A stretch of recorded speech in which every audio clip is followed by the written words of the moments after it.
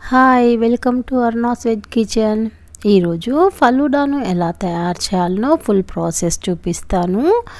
ఒక్కసారి ఇంట్లో చేసుకొని తిన్నామంటే మరి బయట తినమన్నా తినరు, అంత టేస్ట్గా ఉంటుంది. మరి ఎలా తయారు చేయాలనో ఆ ప్రాసెస్లోనికి వెళ్ళిపోదాము.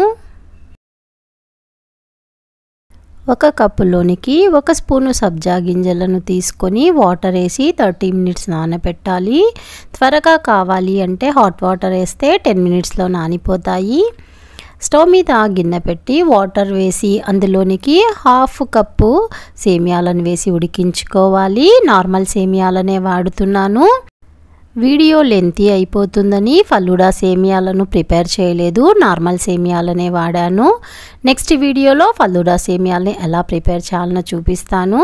ఉడికిన సేమియాలని స్ట్రైనర్లో వేసుకొని వడగట్టుకోవాలి. కొద్దిగా చల్లనీళ్ళు వేసుకొని 1 కప్పులోనికి తీసుకోవాలి. 1 కప్పులోనికి 1 టేబుల్ స్పూన్ కస్టర్డ్ పౌడర్ని తీసుకోవాలి. నేను 1/2 టేబుల్ స్పూన్ మెజర్మెంట్ వాడాను కాబట్టి 2 టైమ్స్ వేసాను. ఇందులోనికి పాలు వేసి లమ్స్ లేకుండా బాగా కలిపి పక్కన ఉంచుకోవాలి. స్టవ్ మీద ఒక పాత్ర నుంచి 1.5 కప్ వాటర్ని వేసుకొని అందులోనికి 1/2 కప్పు చక్కెరను యాడ్ చేసుకొని ఉడికించుకోవాలి. ఇందులోనికి 1 టేబుల్ స్పూను జెలటిన్ పౌడర్ని వేసుకొని కరిగేంత వరకు బాగా కలుపుకోవాలి. జెలటిన్ బాగా కరిగిన తర్వాత స్టవ్ ఆఫ్ చేసి పక్కకు తీసుకోవాలి. వీటిని వేడిగా ఉన్నప్పుడే 4 పార్ట్స్గా 4 ప్లేట్లలోనికి వేసేసాను. మీకు ఎన్ని కలర్లు కావాలి అనుకుంటే అంతగా డివైడ్ చేసుకోండి. నేనైతే 4 కలర్స్ చేస్తున్నాను. Green, red, yellow, blue 4 colours వాడాను. మీరు 2 కలర్స్ కావాలి అనుకుంటే 2 ప్లేట్లలోకే వేసుకోండి.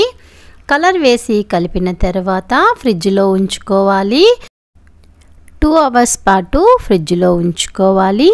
ఇప్పుడు మరలా స్టవ్ పైన ఇంకొక పాత్ర నుంచి 2 కప్పుల పాలను తీసుకోవాలి. అంటే 500 ml పాలు తీసుకున్నాను. ఇందులోనికి 1/2 కప్పు షుగర్ని వేసుకోవాలి.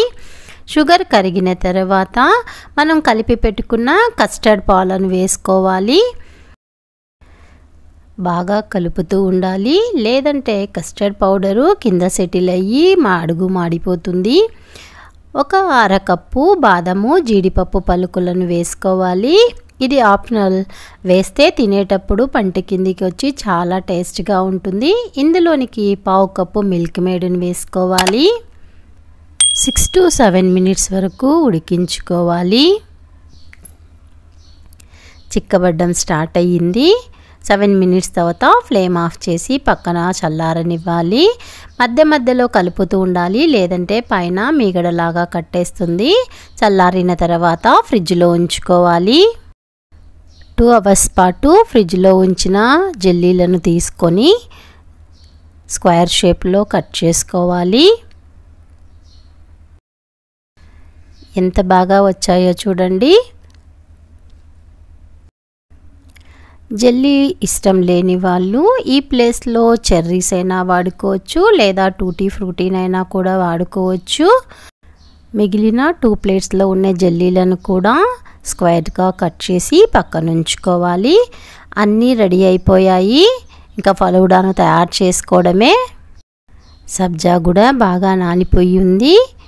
ఇప్పుడు 2 గ్లాసెస్ని తీసుకొని మొదట 1 స్పూను సబ్జా గింజలను వేసుకోవాలి. ఇప్పుడు మరొక స్పూను ఉడకబెట్టిన సేమియాలను వేసుకొని తరువాత గ్రీన్, రెడ్ జెల్లీలను యాడ్ చేసుకుంటున్నాను. ఇప్పుడు మనం ప్రిపేర్ చేసి ఫ్రిడ్జ్లో ఉంచుకున్న రబడీని వేసుకోవాలి. కొద్దిగా రోజ్ మిల్క్ని యాడ్ చేసుకోవాలి. ఇది కూడా ఆప్షనలే. బ్లూ, ఎల్లో జెల్లీలను వేస్తున్నాను. తర్వాత నానిన సబ్జా గింజలను యాడ్ చేసుకుంటున్నాను. మరలా ఫలూడా మిక్స్ని వేసుకోవాలి. ఇప్పుడు వెనిల్లా ఐస్ క్రీమ్ని వేసుకోవాలి. మీ ఇష్టం అండి, ఐస్ క్రీమ్ ఏ ఫ్లేవర్ అన్నా వాడండి. నేనైతే వెనిల్లా ఐస్ క్రీమ్ని యూస్ చేస్తున్నాను. ఫైనల్గా బాదం జీడిపప్పు పీసెస్ని వేసుకొని సర్వ్ చేసుకోవాలి. అంతే అండి, ఎంతో రుచికరమైన ఫలూడా తయారైపోయింది. మీరు కూడా ఈ రెసిపీని ట్రై చేయాలి అనుకుంటే ఒకసారి డిస్క్రిప్షన్లో మెజర్మెంట్స్ని చెక్ చేసుకొని వీడియోను చూసి ట్రై చేయండి. మీకు నచ్చినట్లయితే లైక్ చేయండి, షేర్ చేయండి, కామెంట్ చేయండి.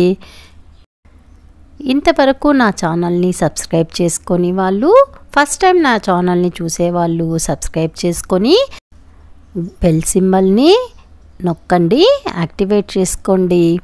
ఫర్దర్గా నేను పెట్టే వీడియోస్ అన్నీ మీకు నోటిఫికేషన్ రూపంలో వచ్చి ఏ వీడియో కూడా మిస్ కాకుండా చూడొచ్చు.